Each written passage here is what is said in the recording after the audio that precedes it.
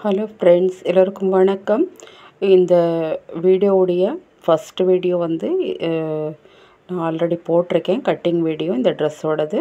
அதை வந்து பார்த்துட்டு இதை பார்த்திங்கன்னா யூஸ்ஃபுல்லாக இருக்கும் ஃப்ரெண்ட்ஸ். ஈஸியாக புரியும் பாருங்கள். இதை வந்து நான் இந்த டாப் போர்ஷனை வந்து பிரின்சஸ் கட்டாக மாற்றிட்டுருக்கேன். கீழே சென்டர் போர்ஷனை நான் கரெக்டாக ஈவனாக வச்சுட்டு 2.5 இன்ச்சஸ் மார்க் பண்ணி அது நம்ம ப்ளவுஸ் எப்படி பிரின்சஸ் கட் ப்ளவுஸுக்கு பண்ணுவோமோ அதே மாதிரி பிரின்சஸ் கட் ஷேப்பில் நீங்கள் வந்து இப்படி வரைஞ்சி விட்டுட்டு அதை கட் பண்ணிக்கோங்க.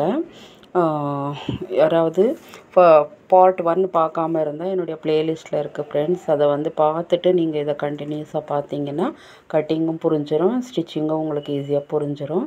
பாருங்கள், நான் பிரின்சஸ் கட் அந்த ஷேப் எடுத்துகிட்டு எங்கிட்ட இருந்த அந்த லேஸை வந்து அந்த க்ரே கலர் லேஸே இருந்துச்சு, மிச்சம் இருந்தது. அதை வந்து நான் அந்த இதுக்கு ஷேப்புக்கு கொடுத்துக்க போகிறேன். இது வந்து லைனிங் தான் நான் ப்ளேஸ் பண்ணிகிட்ருக்கேன் ஃப்ரெண்ட்ஸ். பாருங்கள், எல்லா கிளாத்தையும் வெட்டினதுக்கு பிறகு நான் ஸ்ட்ரைட்டே டாப்பில் வச்சுட்டு, அதாவது நான் ரைட் சைடை வச்சுட்டு எல்லாத்தையுமே வந்து லைனிங் போட்டுட்ருக்கேன். ஸோ இந்த லைனிங் போர்ஷன்ஸ் நீங்கள் எப்படி வேணால் பண்ணிக்கலாம். அது உள் பக்கமாக கூட பண்ணிக்கலாம். நான் டைரெக்டாகவே டாப் போர்ஷன் மேலே வச்சுட்டு லைனிங் கீழே வச்சுட்டு நான் டைரெக்டாகவே அடிச்சிட்ருக்கேன். நெக்ஸ்ட்டு இந்த லைனிங் ப்ராசஸ் எல்லாம் நீங்கள் நீட்டாக கரெக்டாக பொறுமையாக ஷேப்புக்கு தகுந்த மாதிரி லைனிங் போட்டு விட்டுக்கோங்க. இந்த மாதிரி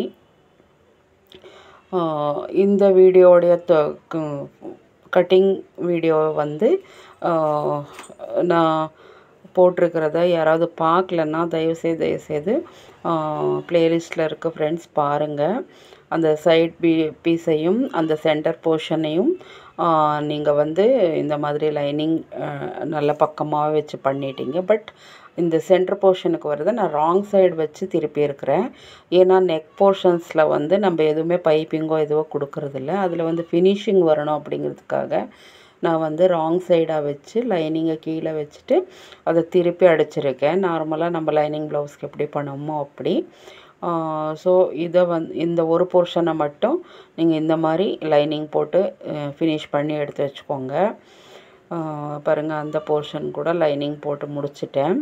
ஸோ ஏன் சொல்கிறேன்னா, அந்த கட்டிங் போர்ஷனை வந்து நம்ம பார்க்காம ஜஸ்ட்டு ஸ்டிச்சிங் பார்த்தோம்னா அந்த அளவுக்கு நம்மளுக்கு புரியாது ஃப்ரெண்ட்ஸ். அதுக்காக தான் நான் மறுபடியும் அந்த கட்டிங் வீடியோவை கூட வாட்ச் பண்ணிவிட்டு வாங்க அப்படின்னு சொல்லி கேட்குறேன். ஸோ தயவுசெய்து பாருங்கள். அந்த எக்ஸ்ட்ரா பீசஸ் எல்லாம் நம்ம வெட்டி விட்டுட்டு நீட்டாக இந்த மாதிரி எக்ஸஸாக இருக்கக்கூடிய கிளாத்தெல்லாம் ட்ரிம் பண்ணி எடுத்துருங்க. சைட் பீசஸ்க்கு நம்ம என்ன லைனிங் கொடுத்துருந்தோமோ அதை எடுத்து மறுபடியும் அதை வந்து ஷேப்பாக வெட்டிக்கோங்க. வெட்டிட்டு இந்த ப்ளவுஸில் இணைச்சிக்க வேண்டியது தான். பாட்டம் போர்ஷன் வந்து வேறு மாதிரி வரும். டாப் போர்ஷனில் தான் இவ்வளோ டீட்டெயில்ஸ் எல்லாம் நம்ம கொடுக்க வேண்டியதாக இருக்குது. ஸோ அதனால் பாட்டம் போர்ஷனில் எந்த விதமான இதுவுமே வராது.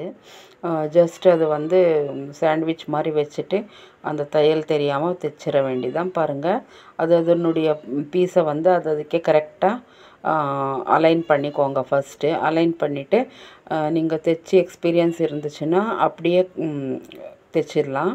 இல்லை பிகினர்ஸாக இருந்தீங்க அப்படின்னு சொன்னால் பின்ஸ் போட்டுட்டு அது அந்த ஷேப்புக்கு தகுந்த மாதிரியே தையல் எடுத்துகிட்டு வாங்க. அவ்வளோதான், வேறு ஒன்றுமே கிடையாது. பாருங்கள், நான் வந்துட்டு ஒரு போர்ஷன் வந்து டாப் டு பாட்டம் வரும், இன்னொரு போர்ஷன் பாட்டம் டு டாப் வரும்.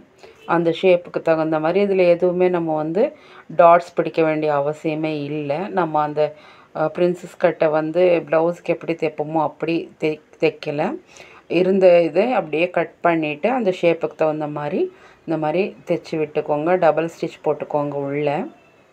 அப்போ தான் நான் வந்து படிமான தையல் போடல, மேலே டாப் ஸ்டிச் போடல. ஏன்னா அதுக்கு வந்து லேஸ் ஒர்க் கொடுக்க போகிறேன், அதனால் அதுவே போதுமானது. பாருங்கள், கொஞ்சம் கூட அந்த அளவு மாறாமல் இந்த மாதிரி நீட்டாக உங்களுக்கு தைச்சி கிடச்சிரும். ஸோ 2 பக்கமுமே அந்த போர்ஷன் பாருங்கள். இந்த போர்ஷன் இருக்குது இல்லைங்களா, இந்த போர்ஷனை கூட நீங்கள் இந்த சாரீ ஃபேப்ரிக்கில் வச்சு கூட நீங்கள் பண்ணலாம். பட் எனக்கு அந்த ப்ளவுஸ் ஃபேப்ரிக்கே நிறைய இருந்ததுனால நான் அதை யூட்டிலைஸ் பண்ணிக்கிட்டேன். ஸோ அந்த லேஸ் கூட அந்த டாப் பாட்டம் கலர்லேயே இருந்ததுனால அந்த லேஸை வந்து நான் அந்த பிரின்சஸ் கட் என்ன கட் பண்ணியிருந்தோமோ அந்த ஷேப்புக்கு தகுந்த மாதிரியே நான் வந்து கட் பண்ணிகிட்ருக்கேன் ஃப்ரெண்ட்ஸ். சாரி, தைச்சிட்ருக்கேன். பாருங்கள், இது மாதிரி தைச்சிக்கோங்க.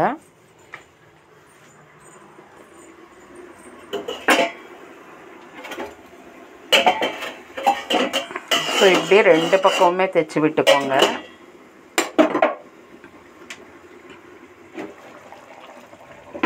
ரெண்டு சைடுமே இதே மாதிரி லேஸ் வச்சு இப்படி தைச்சிருங்க.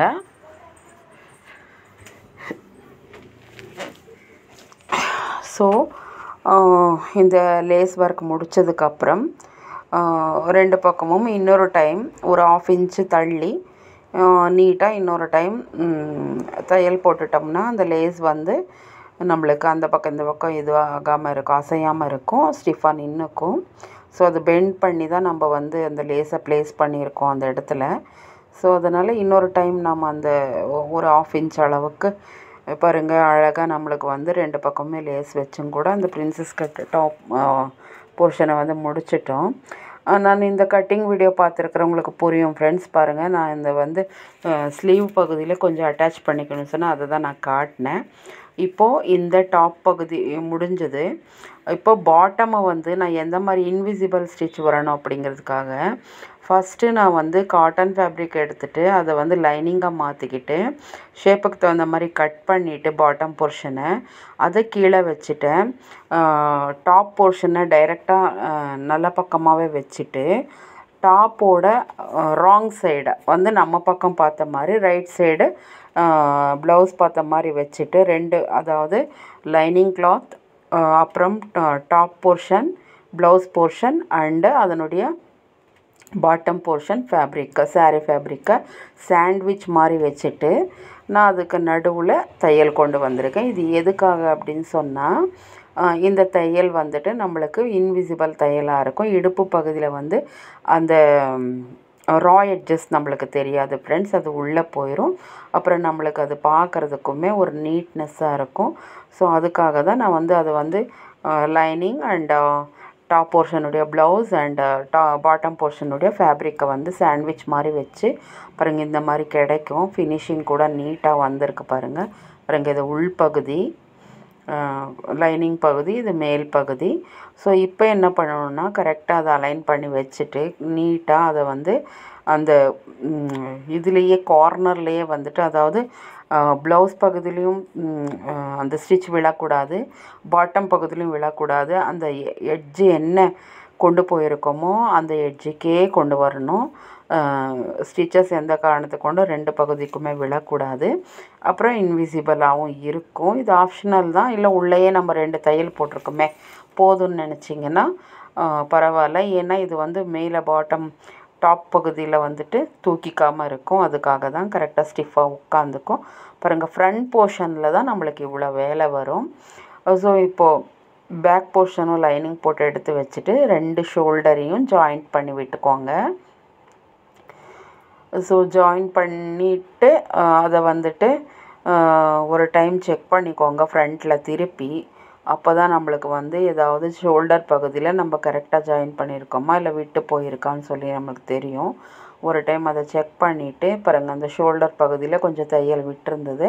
நான் மறுபடியுமே அதை வந்து ஒரு தையல் போட்டுட்டு தான் நான் ஸ்லீவ் ஜாயின் பண்ணுறேன் ஃப்ரெண்ட்ஸ். ஸ்லீவுக்கு வந்து நான் எந்த இதுவுமே கொடுக்கல.